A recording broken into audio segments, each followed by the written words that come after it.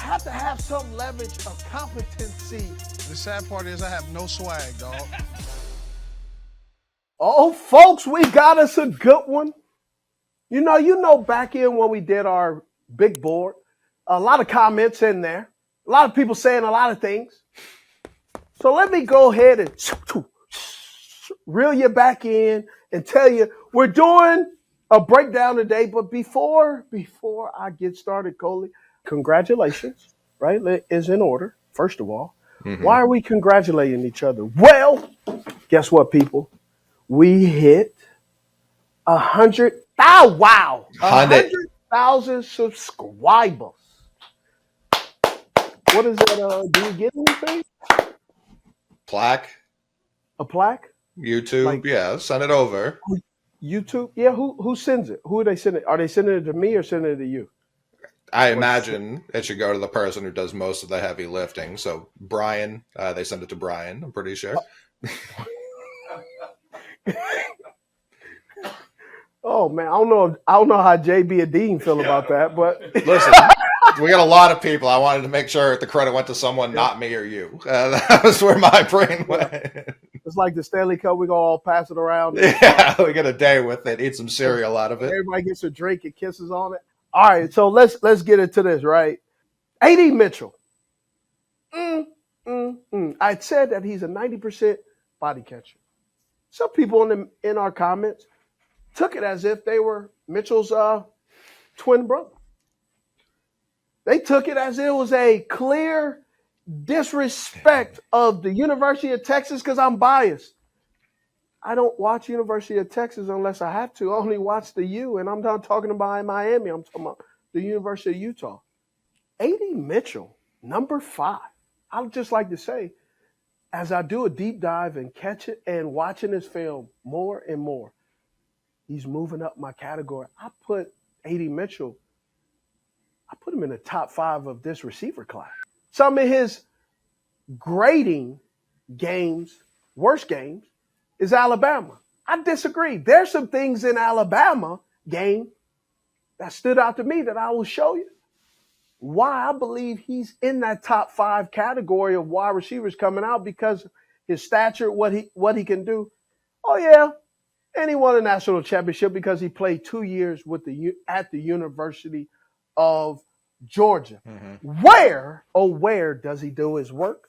In the slot, 114 snaps, 13% in the slot. So guess what, folks? 761 of his work. Pretty much 80-90% of his work is done out wide. So that's why he's an X-receiver.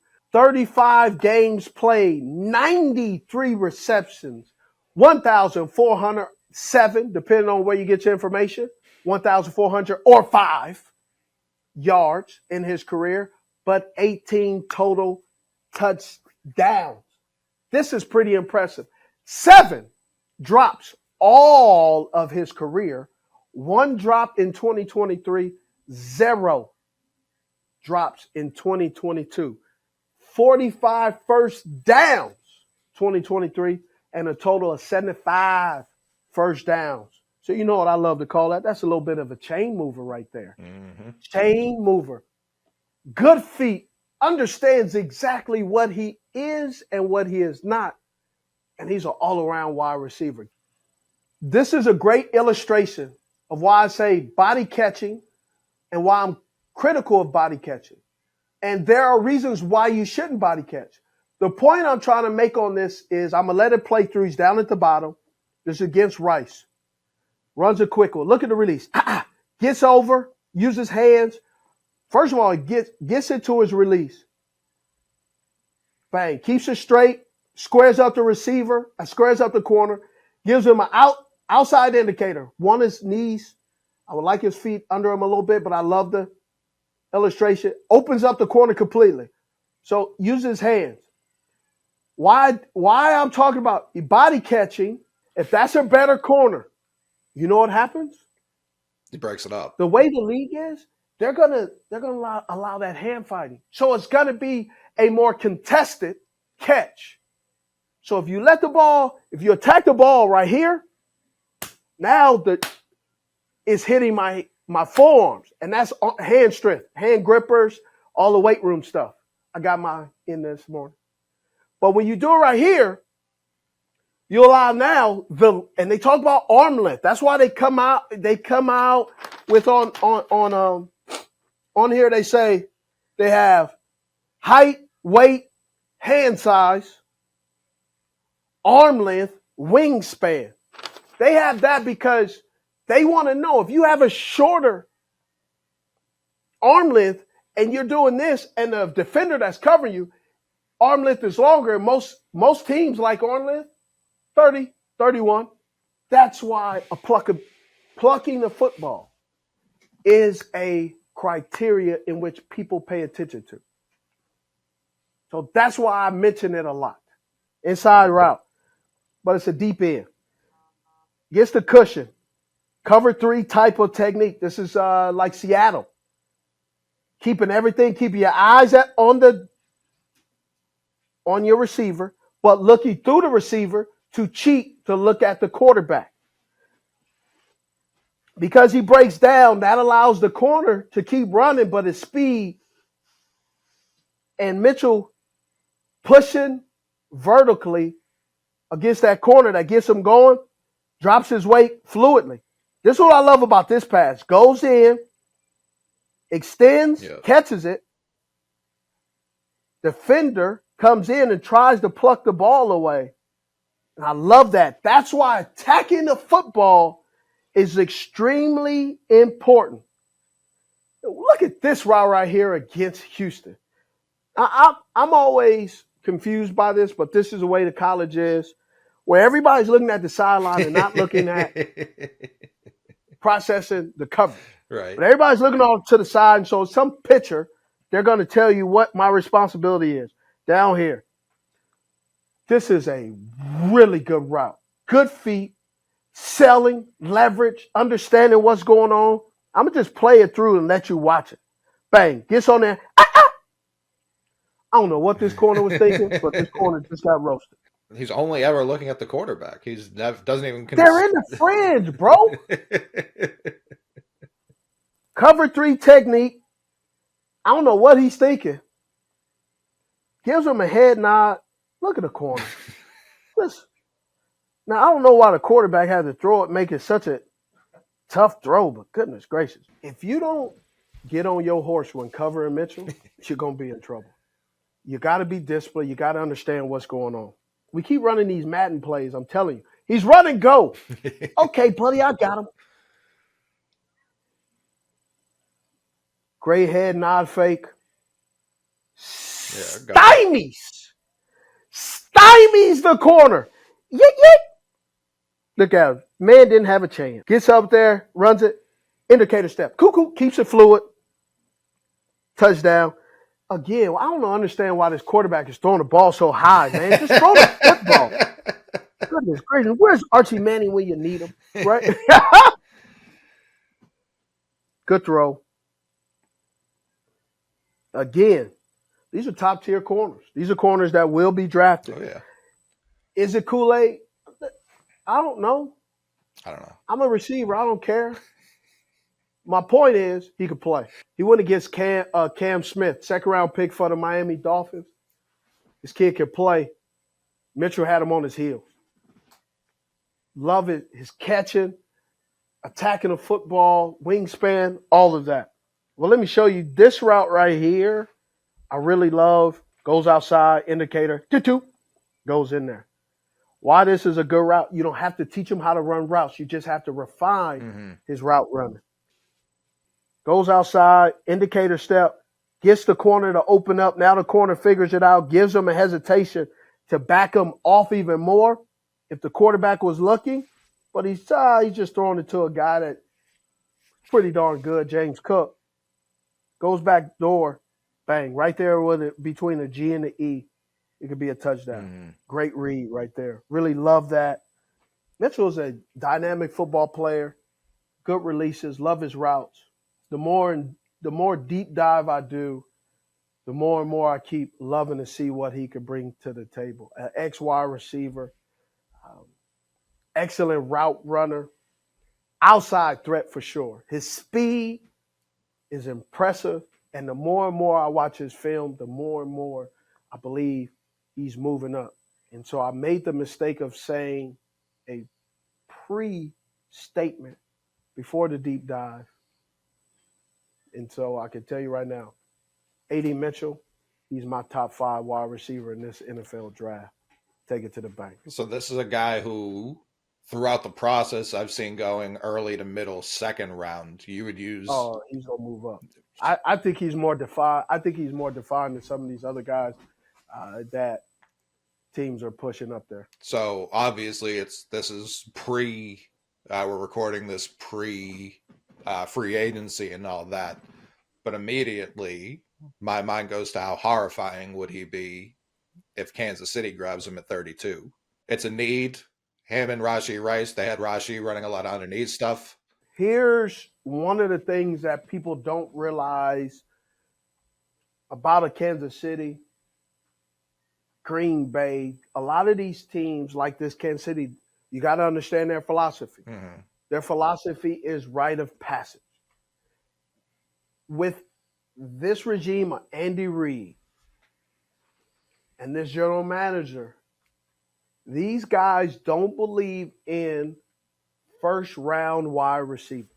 Second and third round, groom them through. If they don't, obviously they'll make trades, right? They made the trade for Kadarius Toney. They thought Kadarius Toney was their number 1 wide receiver. Mm-hmm. That's what they attempted to do. They gave him every opportunity. His inability to take that opportunity is not on Kansas City, it's on him.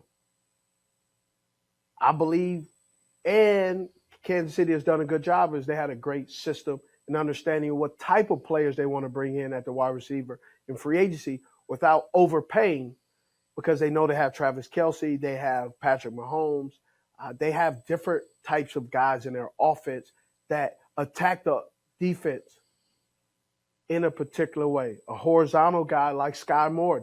Sky Moore is going to be an excellent wide receiver at the number 2, number 3 position that could beat man or zone coverage, could beat the number 2, number 3 corner. But he's not your wide receiver 1. Rashee Rice is becoming that wide receiver 1 out of the wideouts, but we also know the real wide receiver 1 is Travis Kelce at the tight end position.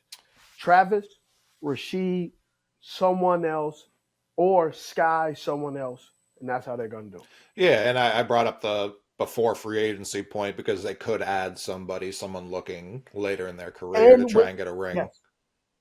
When you add in free agency, it also adjusts your draft need. For sure. And if you don't get a guy that you were hoping to get in free agency, it also it changes how you draft in that position if you missed out in free agency as well. You got to have the right guy that's going to fit your team. Right. Right? Is he the route runner and pass blocker that you need?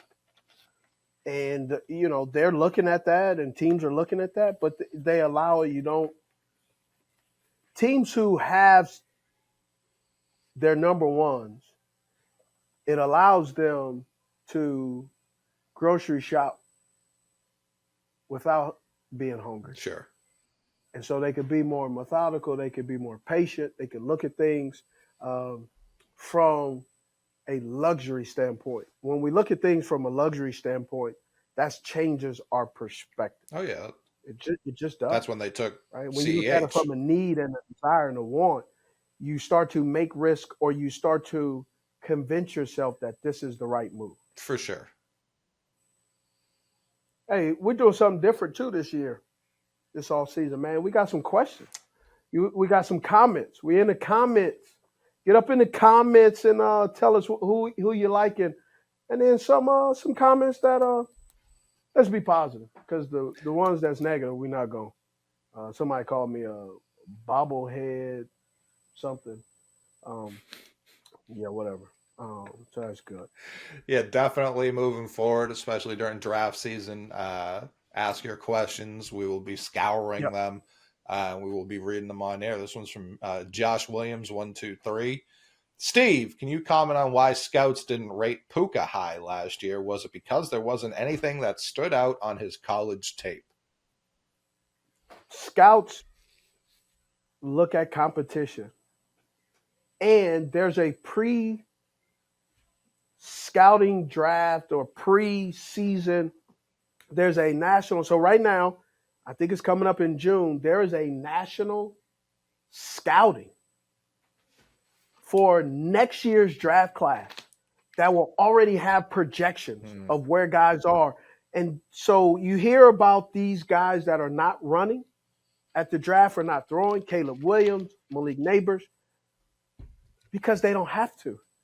They have so much film and they know where they're positioned. Teams are saying, their agency is saying smartly, why am I going to go where they're going to put more negatives than positives? Right.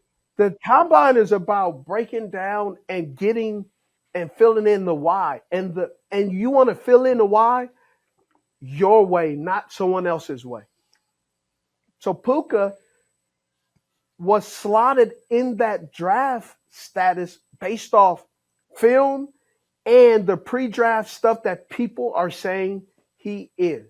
You have to get with the right teams, the right personnel, the right philosophies, understanding to be utilized in the right way. Because you can't tell me if Puka goes to the Colts, he would have the same impact. You can't tell me if he goes to the Patriots, like Eagles, yeah. he would have the same impact because they would not have. You can't sit here and tell me that Puka would have beat out Devontae Smith, A.J. Brown, Right. to be the starting wide receiver. They would not have given him those opportunities. Even with the Rams, part of the reason he hit so early was because Kupp wasn't playing. That's not to take away from Puka, but he got extra opportunities sooner. Opportunity, yes, Yeah. yes. He got thrown into the fire so much quicker, and he had a hell of a coach, Sean McVay, who understands. Sean McVay is so smart, putting guys in the right position. Yeah, and to give McVay more credit, there's a clip the Rams put out during the draft last year of him talking about how they're going to use him, where he goes on the field, and they're all in alignment. Not every team is like that.